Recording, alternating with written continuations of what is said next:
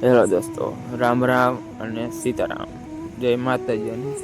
હું અને ભાઈબંધ આજ જવાનું કામ હું અને બિલોંગ કરું છું ગુજરાતથી. નાના એવા જિલ્લો સુરેન્દ્રનગરથી, એમાંથી નાનું એવું ગામડું.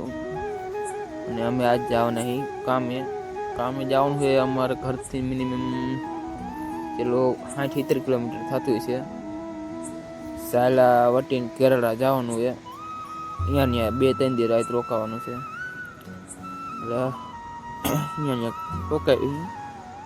ખાવા પીવાનું જે મળી ખાઈ લઈ. પછી ભાઈબંધ કે હાલ પેટ્રોલ પુરાય લઈ. કઈ વાંધો નહીં, હાલો પેટ્રોલ પુરાતા આવી.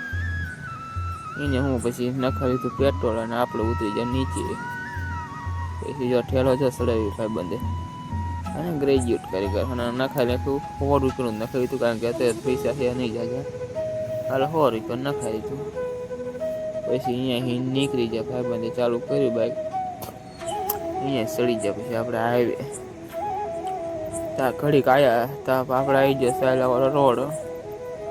પછી હું આગળ જોઈ તો 4x4 થાર મારી જેની હતી. આપણે સડી ગયા સાયલાવાળા રસ્તે. સાયલા પાડિયાદ બોટાદ આપણે જવાનું સાયલા જ ત્યાં ખાલી.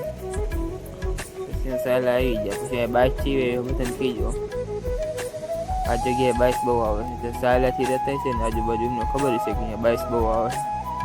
પછી હું આપણે લીમડાવાળા હાઈવે આવી ગયા. મોટો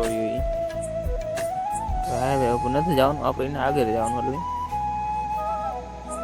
એટલે વાદળ જો ચેવું, વરસાદ ન આવે તો સારી વાત છે. અને પછી હું જો આપણે ઓરે હાલાઈ ગયા. પછી આવી ગયા ફળિયાના બધા પાટિયા. તો ફળિયા હોય ને એમનું નામ કહેવાય, એટલે